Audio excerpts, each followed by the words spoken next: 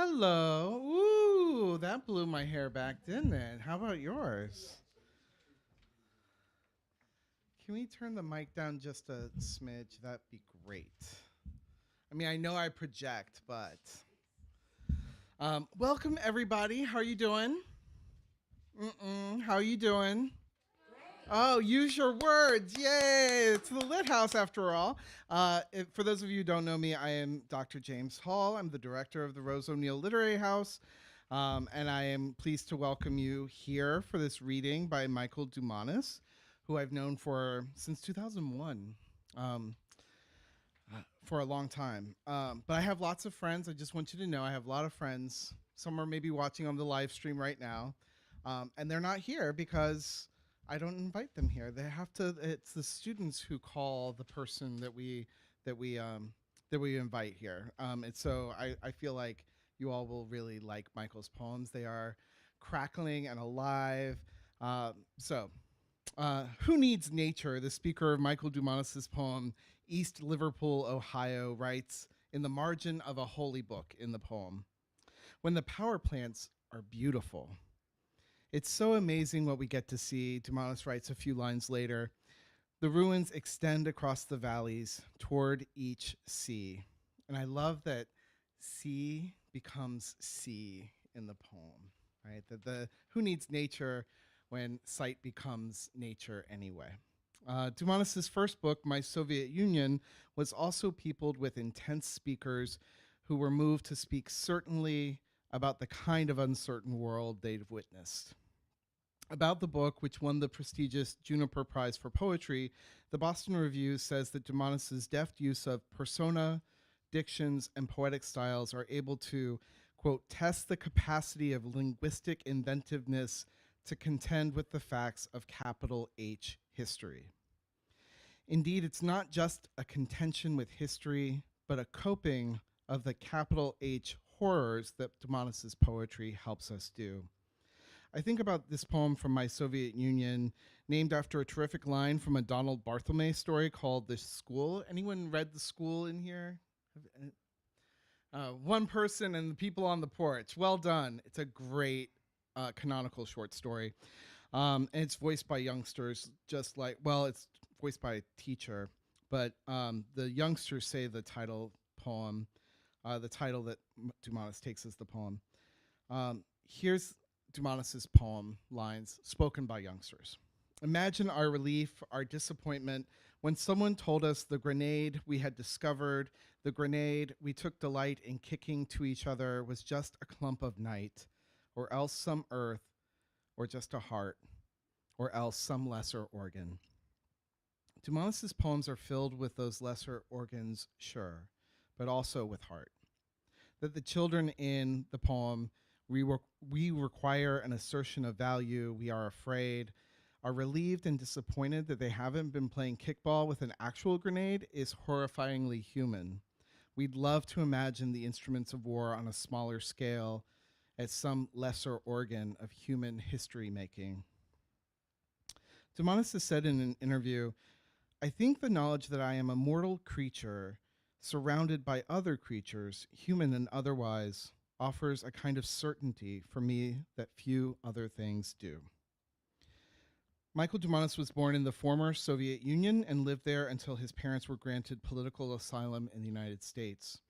He holds a BA from Johns Hopkins, an MFA from the University of Iowa Writers Workshop, and a PhD from the University of Houston.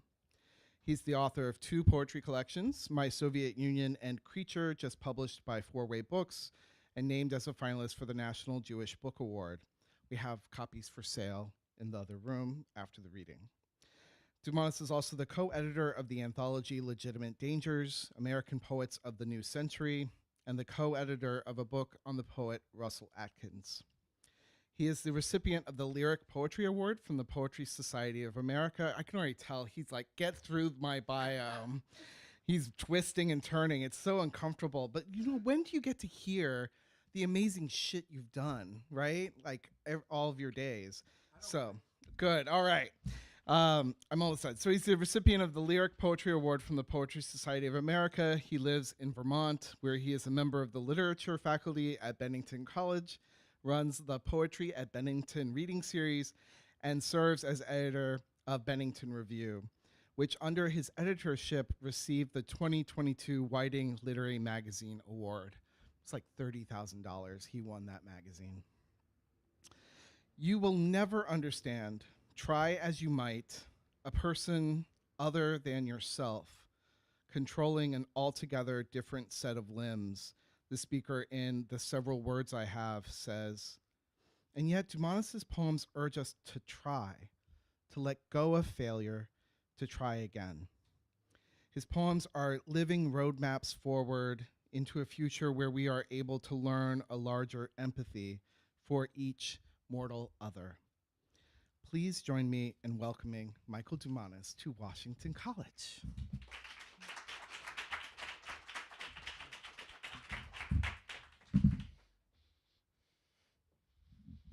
I have known James for 25 years, right? Wow. I love him more and more time. It's a real delight to be here in this beautiful building. We're very lucky to have this to the Literary House. And I've been to Chestertown a couple times before. It's just a really nice place. So I'm going to read mainly poems from my book, and time permitting, I'm going to read a couple new poems.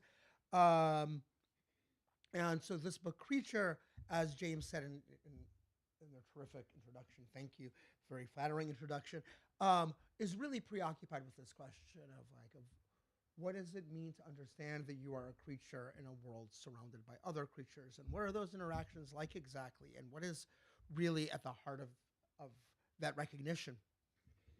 And I think a lot of these poems are really animated just by that central question, regardless of who the speaker may be. Years ago, there was an anthology that actually came out of Washington College, out of the Literary House Press. It was a book of poems about perfume, right? And, you get these emails asking you to do things. I got this email that I thought was actually very strange at first, saying, we would like 100 poets to write poems about perfume. Would you like to write a poem about perfume? And I thought, I don't know anything about perfume. I don't like perfume. So no, right? And then I noticed the next paragraph, which said, we will send you a vial of perfume selected for you. And we would like you to sniff this vial. And then based on the smell and the sensation of the olfactory sensation of this all happened at Washington College. All right. We will ask you to write a poem about that specific perfume. And I thought, I'd like someone to send me this weird tube in the mail. Sure. So this is the poem that came out of that project. Clouds. Because I was afraid of death, I hid my body in a cloud of vetiver and citron notes and thought I could persist forever as something burdening the air of any room I had to leave. I carved my name into a tree, forgetting that the tree would fall. Crossing the canvas as my paint peeled off me, I hollered music out of my small teeth. I thought I would outlast the weather. Here is one room I had to leave. Those are my diamond dust shoes in the corner. I am a dark shape on a video monitor. So I live in Bennington, Vermont, but some time ago, I spent a lot of time in Cleveland, Ohio, and where I used to teach. And I was really miserable and lonely in Cleveland, believe it or not. I was really lonely in Cleveland, Ohio. And at one point in Cleveland, I was on a date with someone where the only real thing I knew about them is that they were a puppeteer. And about 5 minutes into the date, it was a very awkward conversation the way the date started, and I said, so what are your puppets like? And she said, they're fully posable leather and clay creatures. One of them is an elephant wearing a fez. Natural history. I'm fully posable, a leather and clay creature with the capacity to waltz and do the twist. My jaws unclench themselves. My eyes swing open. The world is young, and I still have some years, so I take out a patent on slow-moving fog. take out a patent on the hyacinth. I brand the cow, trademark the coelacanth. Its tiny heart is shaped like a straight tube. However, the darkness keeps hitting me over the head with its hammer. I want to feel more substantial than an elephant wearing a fez. So I invent the theory of gravity. So I discover my larynx and use it. So I study yoga and learn how to wrap my legs around my neck, but I keep finding occasion to lie on the floor like a slug or weep into the rented furniture. So I invent the Bhagavad Gita. So I invent the Gutenberg Bible. So I invent the Etch-a-Sketch and draw myself a lover with the right proportions. We go on holiday and sit in traffic. I do my best not to erase her, not to shake things up. When we get lonely, we invent the baby, a fully posable leather and clay creature. It cries like a small bird. We pose with it. To never erase you, I carve your initials, my lover, into the spine of a tree. You are happy, but the tree dies. So I take out a patent on the synthetic tree, and I carve your initials, my lover, into its torso, and take you to the disco and the roller derby, to the waterfall beside the paper mill.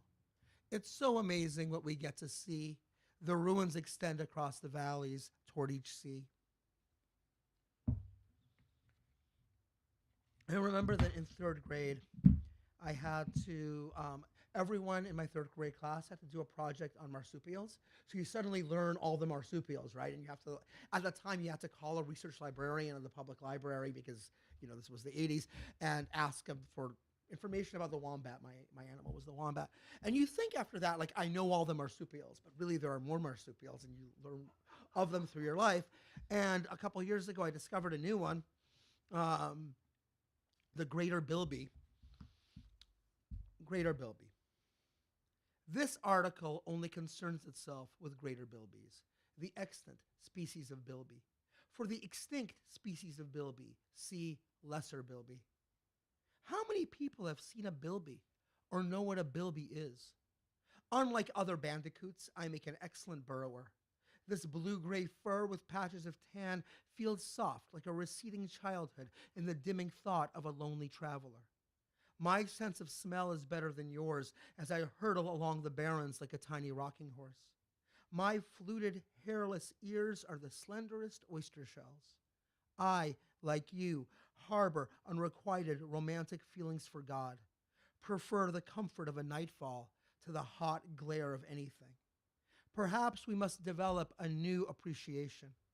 Fewer greater bilbies than pygmy elephants soak up the fraying, fragrant atmosphere than Ganges river dolphins. Once, bilbies skittered through Adelaide gleefully. Pin the whatever on the whatever. The pages of this encyclopedia I clamber through wear thin.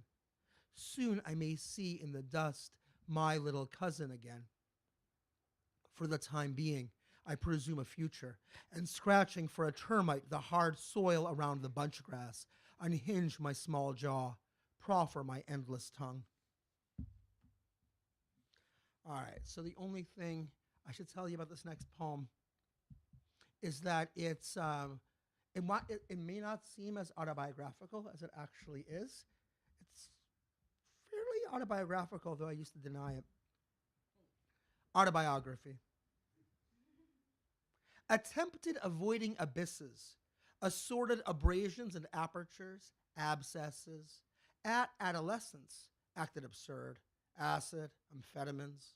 Amorously aching after an arguably arbitrary Abigail authored an awful Obad. Am always arabesquing after Abigails. Am always afraid, an affliction. Animals augur an avalanche. Animals apprehend abattoirs. Am as an animal anxious. Appendages always aflutter. Am an amazing accident, alive. Attired as an apprentice aerialist, addressed acrophobic audiences. Aspiring as an adult after applause, attracted an angelic acolyte. After an affirming affair, an abortion. After an asinine affair, a vowed agnostic approached alone an abbey's altarpiece, asking alleged almighty about afterlife.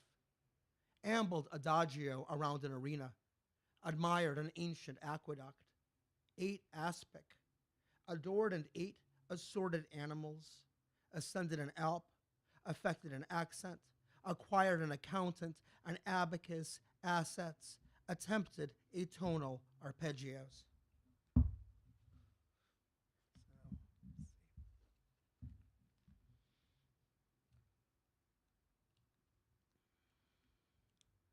So, like many of us, when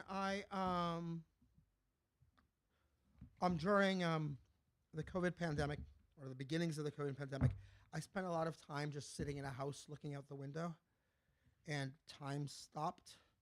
And this poem very much came out of that space. The whereabouts. Is there a home, such a place to encircle the ears, to restrain the meandering children, keep the sky from one's shoulders, police off one's skin? Falsetto on the vinyl, always scratching one song. I adapt to whichever enclosure will help me pretend I have won at this life with its muttering furnace, bay window of hills turning crimson at fall. Lock inside a damp crawl space, each foxtrot of thought, while drowsy children stumble through the yard in their flammable wool, while lightning children flash across the fields. But once the intimacies go dark and each room shares a smell, once the many-legged bugs crowd the wavering bulb, is there still such a spot? Is there a hope, such a thought? How small a home in the context of space? How small the fat earth in the ocean of stars? How small is a poet? How narrow each word? The sky fills with words as the ice sheet gives way. How insignificant wood smoke? Eternity schemes. The glimmering prospect of giving some hope kept put the dead priest when the soldiers drew close.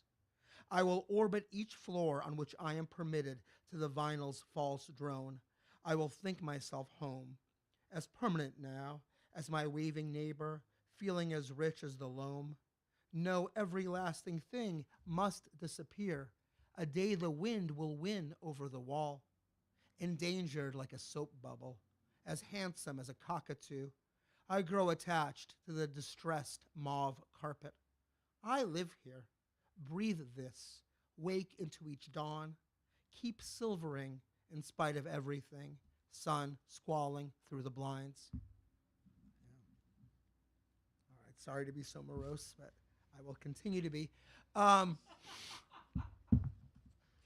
don't know another way. I, as James said in their lovely introduction, I was born in the former Soviet Union. I came to the United States when I was 5 years old. And after about a year in Boston, we moved to Buffalo, New York. I don't know if anybody here has been to Buffalo. It's a town it's a city that was quite large 70 years ago, then a little bit less large 60 years ago, 50 years ago. And by the time I got there in the early 1980s, industry was leaving it really rapidly. And I have this vivid memory. I'd be sitting in class in third grade one week, and there'd be like 23 students in the class. And the next week, there'd be 21 students in the class because 2 students left because their parents were laid off. And this like kept happening in the very early 80s in Buffalo, New York. And this is also, a time that was known as the Cold War, which is just a time of escalating hostilities permanent hostilities between the United States and the Soviet Union. So it was easy to be like the scapegoat because like I am the enemy. I'm from the Soviet USSR, right? And children were very aware that I was from somewhere else. Flag Day. The flags flew in the wind and I saluted. We'd just moved out, my family, the lot of us, from one country into another. I failed to understand the consequence. The flags clapped like the wind. I spent each yellow bus ride attempting to count toward infinity.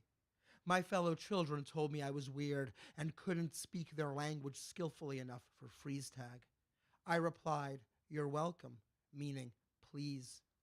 Dear freckle-dotted, bowl-haired adversaries who chased me merrily in tartan vests around the shrubbery, chanting, "USSR, go home," in dissonant harmony, where did you move, the lot of you?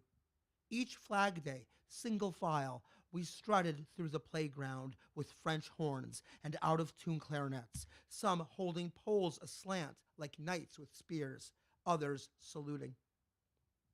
Nostalgia is a pathological sickness. Photographed, I am as quiet as an apple approaching the mouth. In the pavilion of din, my skull stays a silence. The customs agent palmed the wedding ring my mother had neglected to declare, unfastened one gold Leo from a chain around her throat, and called it contraband. My mother clasped the thin residual chain, transporting it over meridians in her breast pocket. Flags danced drunkenly across the darkling field, unspooled their languid torsos listlessly into the limpid sky of possibility. I spent every quarter I palmed from my mother on yellow eggs in the store's prize machine. One had a plastic ring inside. I handed it to my impassive mother as she steered a cart overloaded with staples, detergent, Snapple. One heavy flag, unflappable, ginormous, bore down its shadow over her, then me. A consequence, a language, an infinity.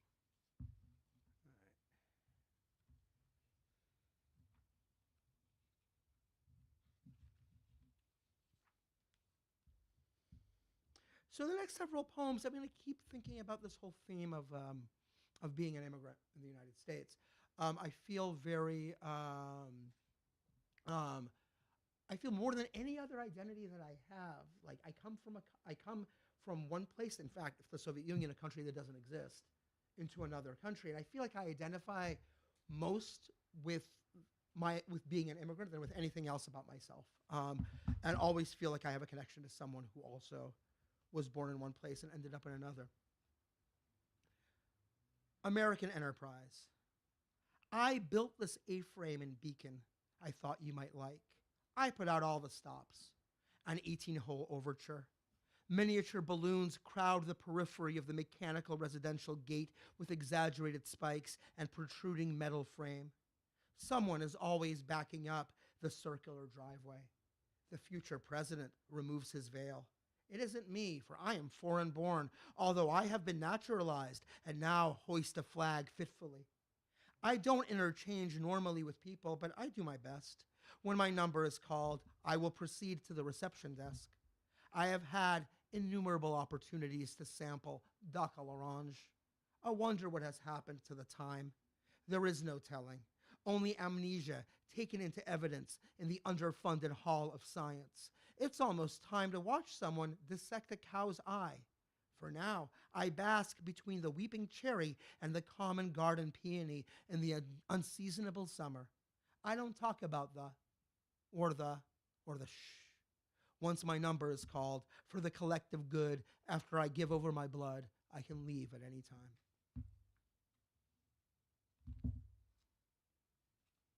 And, you know, I, it's probably unsurprising based on what I'm saying that I spent a lot of time following the news of what was happening in the last, I don't know, 7 years or so on the border with Mexico and watching images of people trying to cross this imaginary line we pretend exists between pieces of land that's actually not real, right, from one country into another.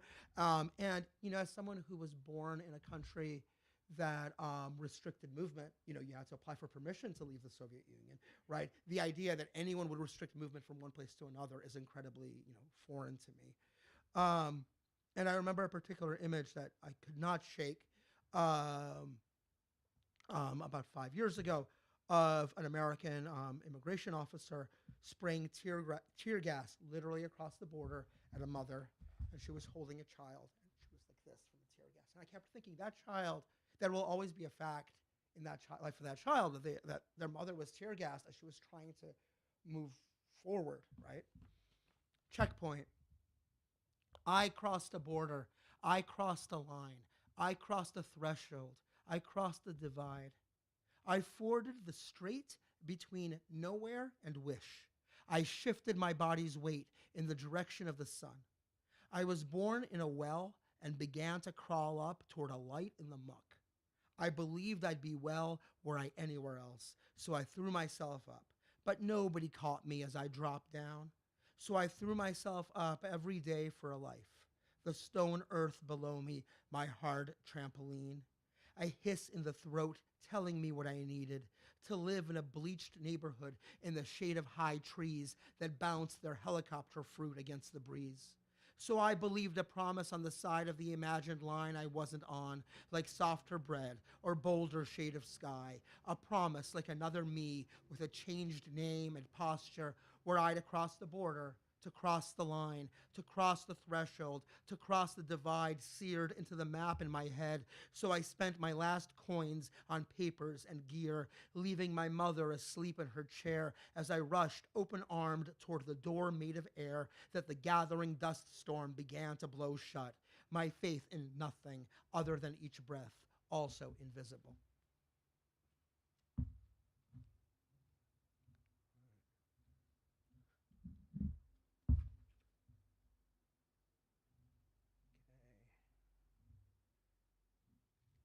I have two kids, and the oldest one is 9. And I have a boy who's 9, and I have a daughter who's 5. And when my son was very little, and he's a really sweet, you know, James can attest to this. James has met him. He's a very sweet boy. When he was very little, however, I thought of him as an incredibly violent baby, and I would hold him in my arms, and his hand would start going towards my face, and it would be 2 fingers, and they'd be getting closer and closer to my eyes, and I'd remember to flinch. Or I would hold him in my arms, and he just acquired his teeth, and they were very close to my neck, and then they were on my neck, and I would think about this often, like, will he stop, like, attacking me, right? He did stop, but this poem emerged as a consequence. The Empire of Light. The baby pulls my wrist into his mouth. The baby wants to eat my face. So does the dog, the one that I don't have, who lazes at the razor edge of vision, whose curved shadow when I'm still flat on my back, opening up like a gift the new morning clouds over me. The sister asks me to apologize for 1985 to 93. I screen all calls from the persistent bank. The baker calls. The baker wants her pie back. Even the fan, worrying the air from its perch on the ceiling, sucks breath from my lung. The future wants its diaper changed. I stroll it past the drooping wisteria to the Family Dollar, where I contemplate our next move. In the suburban zoo, we gawk at cages. We are surrounded by musical notes of bright weather. The panda turns its back on us like an unhappy god. I take the baby home. He'll live forever, I'm almost sure.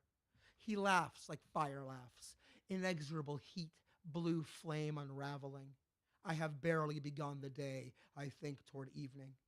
The baby presses at my collarbone. You know what makes us happy? The whole world. We're swaying to a prelude by Ravel. We're waving goodbye to the empire of light. Our destiny is red, purple, and black.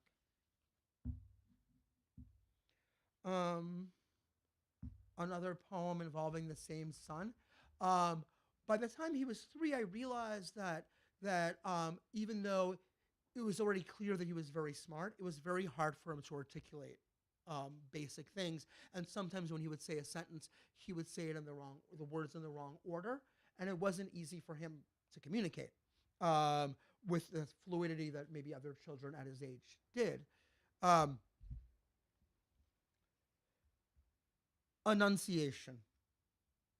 The words I put in him he troubles with and over, shifting in reverse the syntax of, as though a poet troubling the line with malaprop, but not a poet yet. He's 3. He's lived less time than most of the anxieties I've nursed for him. Please don't roll over on the other boy, I whisper from the ball pit's burbling edge. 3 years after he opened into the fluorescent, enunciative light of the extraction room, his eyes, I case the boiling pit's perimeter for his lit smile and fail to understand one thing he feels, this human foal, vortex of appetite, machine of noise, child who won't blow the softest sound into the penny whistle. This charming man who can't quite purse his lips to activate the bubble wand, tiny muscles refusing to hoist the necessary sails. The future promises countless encounters with useless specialists waving in his face wands, while tonight my son waddles out 3 hours after being put down, the muslin penguin pajamas sagging slack at the hip, to murmur to himself amid the assembled living room wreckage of miniature trains with trance-like clarity, his eyelids half glued. This is my whole life. This is my whole life and my world too.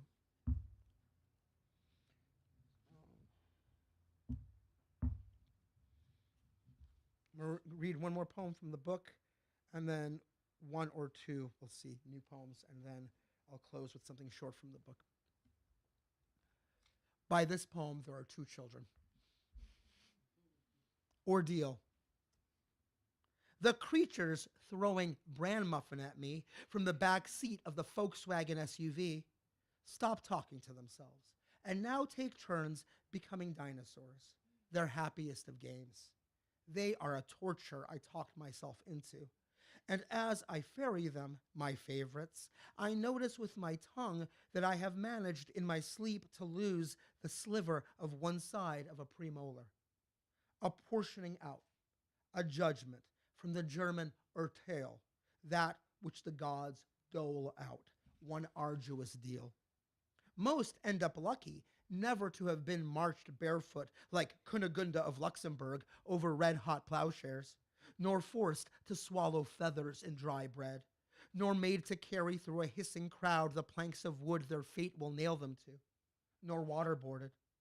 Most of us are lucky, yet when we smile, we draw attention to the contours of the skull beneath uneasy skin, to the confusion polluting the eyes, startled like burghers in a painting by James Ensor, whose work makes clear what scared him in the tranquil afternoon, the dignified, deteriorating faces smiling into him as he traversed a bridge or saw a mirror and the skeleton inside.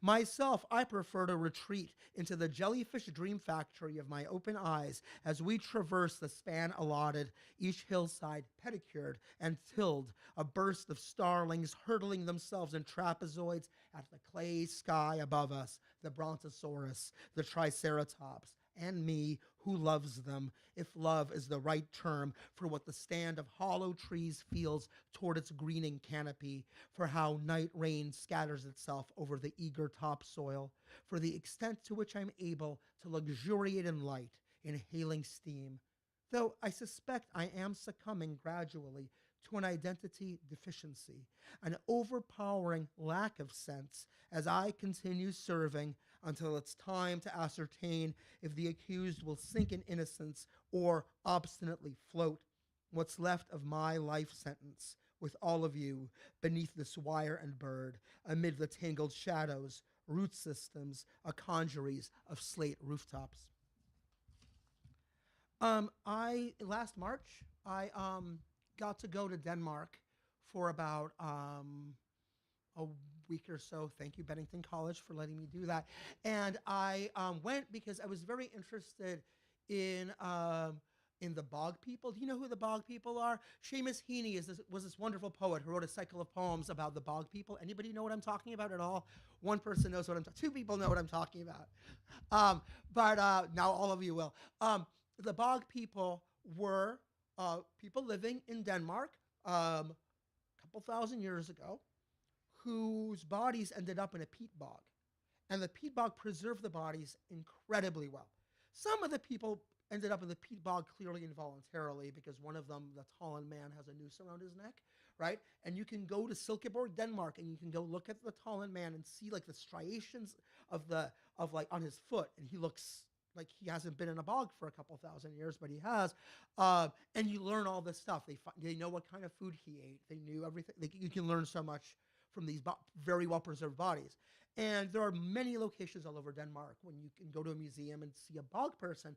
And if you go to the National Museum of Denmark in Copenhagen and you have children with you, they will give you a children's activity guide. And the children's activity guide has this absolutely terrifying drawing, right, of of the skeletal remains of this woman found at a bog near Egtvet, a prehistoric girl known as the Egtvet girl.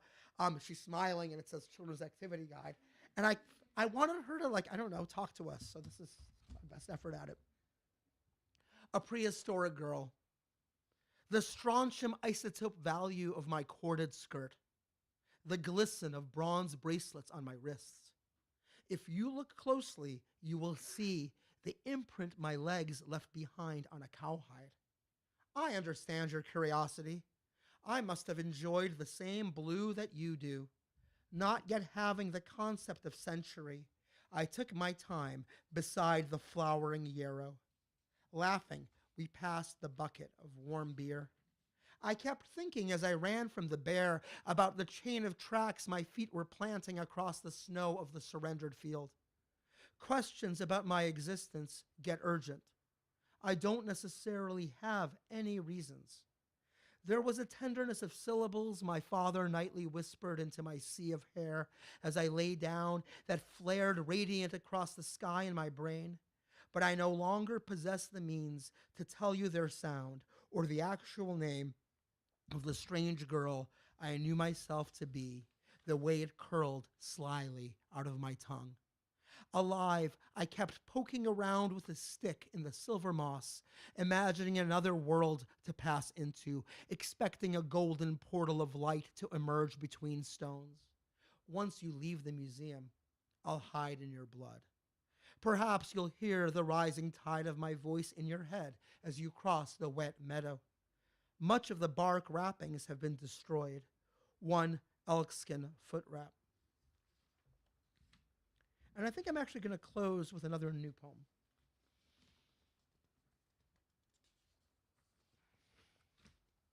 Artist statement. I listened to myself crawl. Rain softened my back. I was sure I had made a mistake again. Then I knew better didn't matter. The morning light was an uncomfortable wool. The summer ocean was a net. I located myself in the distance between absence and presence. I listened to myself untangle. Cherries provided a brief interlude, not unlike joy, as did scratchy recordings of song. I preferred the strange beats that resembled a sky full of geese on their way somewhere velvet or felt. Sometimes I was as graceful dancing on my legs as a cricket on a wooden beam in a damp basement. Sometimes as sure of myself as a wolf prowling in the radioactive forest. Opening my mouth, I tried to impress upon everyone how much I knew, but the scratch of my voice was a kite string twisted around in the weather. I have spent my whole life trying to understand my whole life. I have spent my whole life arranging myself into words. I have made every flower in this garden by hand. I alone am responsible for the shush of the bulrush. It has proven, to say the least, challenging. I crack the pavement with my stubborn feet. I hold these teeth to be self-evident. Thank you.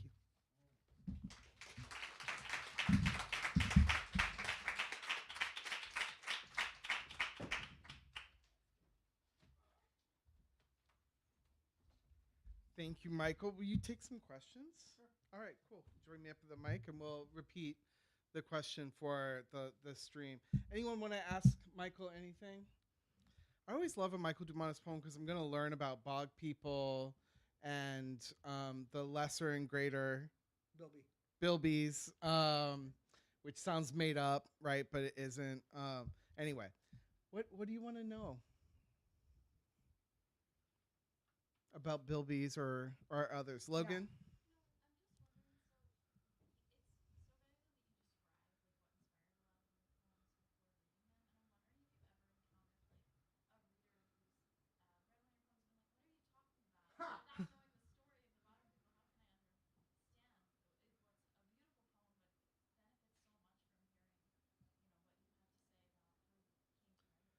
So the question is about like the context that Michael gives before the poem, and then the poem itself and the relationship, I guess, between those things. I Here, mean, use the okay. mic. I want to say that's a really good question. Thank you for asking it. I feel like if you think about any poem, right, what you really have is a blank piece of paper and it's filled with words. And you don't know the writer, you don't know what caused the thing in front of you. And I think that the poem um, wants the words to be enough. I feel like in a reading, I try to create a kind I put clothes on the poem in some way. It's like I don't know a suit on. I don't know what kind of clothes I'm putting on the poem, exactly. But I feel like the poem wants to work on its own, and the way to read it, the way to receive it, is really as a kind of accumulation or progression of lines. Like it says a thing, then it says another thing. You don't need to know that I once went on a weird date with a puppeteer. Like you don't, like, and I think I offer that because like the poems don't exist real, like they exist in a vacuum, but they weren't formed in one, right? Um, but I feel like someone saying to you, "I'm fully posable, a leather and clay creature," right, with the capacity to waltz and do the twist, the opening lines of the book. Um, doesn't presuppose that you know why those lines are written, but it wants you to encounter that idea. Suddenly a voice emerges out of the page and says, "Hi, like I'm fully posable, right? Well, you're fully posable too, right? At some level, right? And so it's really an invitation to inhabit that space jointly with this voice, right? And really, it's a creation of language, right? And I think that what I do is and what I do when I teach also is I encourage a kind of thinking in language, right? Where you write a line and you think, okay, that was just said, right, to a stranger. What is going to be said next to this stranger, right? Based on the words that I had just used, right? 25 years ago, I had this really interesting teacher, this poet, Rodney Jones, who would just say like crazy things in class. And one of the things he said in class, very offhandedly, like he wasn't trying to like make a statement. I think, he was just like workshopping somebody's poem. And he said, well, essentially, a poem is just an attempt to communicate across space and time between the interiority of one person and the interiority of another. And that really, like, I found that mind blowing. Like this idea that I'm not trying to communicate to you as I, Michael, talking to you, James, right? But something inside me wants to communicate through this language to something inside someone I cannot know who is in a different place and in a different time, whether or not a day from now or 5 years from now or much longer, who knows, right? And and so I'm really focused on creating like a language that expresses that interiority as opposed to the language that creates like the superficial like reality of the life. When I said that thing about autobiography being autobiographical, right? Whereas that poem Flag Day, which sounds completely autobiographical, I'm going to tell you a quick anecdote about it. I have two sisters born in the U.S. shortly after we emigrated, and one of them is an engineer, and she has read poems, and she reads my poems sometimes, but she's not like an avid reader or definitely not writer of poetry. But I sent her a copy of the magazine the poem was in, and she called me and she said, "Michael, you got everything exactly right. I'm amazed at how accurate this poem was, except we never drank Snapple. It's not true that we ever had Snapple at home. I didn't know what it was till college," my sister said. I said, "Well, you know what? I didn't know what Snapple was till college either." But I was thinking about this word, like I said, the mother's carrying staples in the shopping cart, and I thought staple kind of sounds like Snapple. It was after detergent. I thought, like, what is like kind of like abject here? What are the depressing things I can put in the shopping cart together? And I thought detergent and Snapple. And in the middle of explaining this to her, I said, "I never was in a Flag Day parade, right? I never did that." I said, "You're the one who played the flute. You're the one who loved Flag Day." And she said, "I did play the flute, but it's actually our other sister who was really into Flag Day for some reason." So the poem becomes like kind of amalgam of all of these things. Whereas I used to say about autobiography, like not true at all, right? And then I look at it, I'm thinking this is so much closer to like me and my interiority in a way. Right? Does that make sense? Does that answer your question? Thank you. Did you actually ever date an Abigail? I've never known you to arabesque after Abigail. My very first crush ever in middle school. But it was one of those, when I say arguably arbitrary, I remember thinking like I am in 6th grade and I should like someone. I was in a Spanish classroom. I was looking around and and I found her. Like, maybe that was her name, and this is getting live streamed, so uh, maybe she's watching now.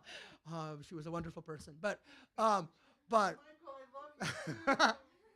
but I think the reality of, but like to me, what was real, like it was really funny to me in writing the poem. Oh, name that starts with A. I could totally do this, right? I could actually embed the name of the person into the text. But but to me, the thing that was important there that is arguably arbitrary, right? Or in the next line, am always arabesquing after. Like I thought that's the emotion I want to create. That's the like I want you to picture this voice. I'm not going to do it in arabesque right now, but I want you to imagine the speaker arabesquing after another person as a way of explaining their emotional interiority, if that makes sense. Yeah. Any other questions that you'd like to ask? Do you still compose line by line? That's what I remember when we knew each other in class in grad school. You composed line, but you couldn't go to the next line before you got the line. Okay, James, what's incredible to me, and I've been around for a long time, is that I don't understand that anybody does it differently. Like I don't, I can't, like it's locked into me. Like a poem, like I remember like I was like, I don't know, I was in college and I had a professor, this poet Mark Strand, this amazing teacher and writer, and I really wanted to impress him. And I thought, I had an independent study with him, and I thought, and he was like totally sitting in judgment when I would come in with poems. And I thought, I have no idea what a good poem is. I just want to show him a good poem, but I don't know what that means. And I remember thinking, oh, but I think I know what a good line is, right? I have to stop thinking about it as a whole thing. I have to think about it molecularly, right? And I thought, I know what a good line is. It's that moment when someone says something and I listen and I think, oh, that's engaging, or oh, the language did this thing there, right? And it makes me think of other things. And I thought, if I just write only good lines, how bad can the poem be, right? And and I've always thought about a poem as either an accumulation or maybe more accurately a progression of lines where one line comes from the next and from the next. And I'd say I have to get a line to a space musically, to like a kind of a place musically, and in terms of its content, in terms of how the words are working with each other, that I'm happy enough with to create the next one because it's all a kind of architecture, right? I do go back to them. I think what really happens is I'm not always happy with all my verbs the first time I write a poem. And then I go back and I swap the verbs out into verbs that are a little bit less on the nose, that are a little bit stranger maybe, but still kind of work, right? I often am interested to the thing that's adjacent to the thing that makes sense. Is that right? So that instead of saying the thing straight, I think, well, what could someone say that you'd still understand as this thing that's to the side? There's this line in a Bernadette Mayer poem where she says, "You're drinking your parents to the airport." And I think it's a malaprop of drinking instead of driving. I don't know what that means, I should say, but I love it. And I think it actually really creates a character who's drinking his parents to the airport. How can you love something you don't know what it means? That's a you don't mean that. Um, how can you love something when you don't know what it means? Do you not love things that you don't understand?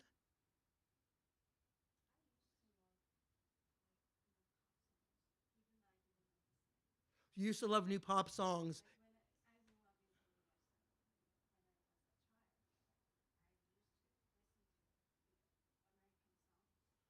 Like Karma Chameleon, right? Like I mean, but first of all, the Beatles.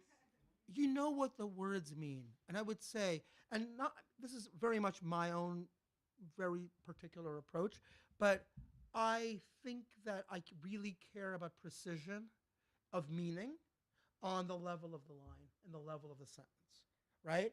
I mean, a line like the example I gave you, you're drinking your parents to the airport, it's still precise. I can say that line is 1 degree away from you're driving your parents to the airport, but there's alcohol involved in some way, and obviously something is off in this relationship with the parents because you're drinking them, right?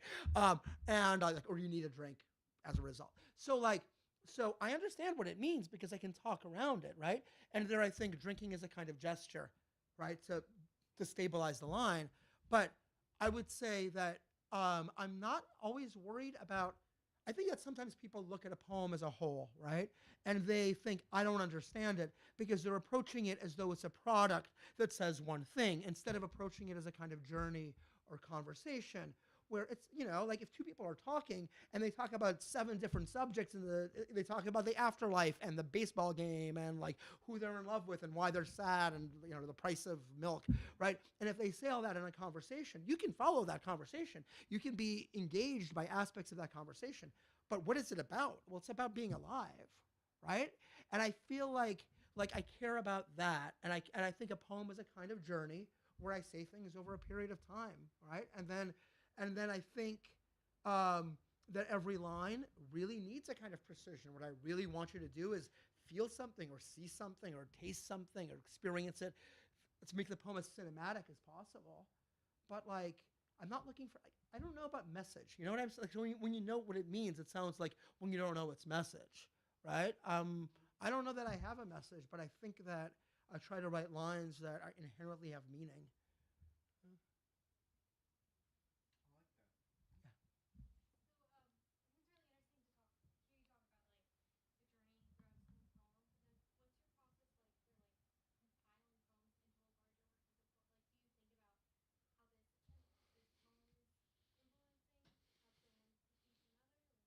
So it took me a really long time. Oh, sorry. Thank you.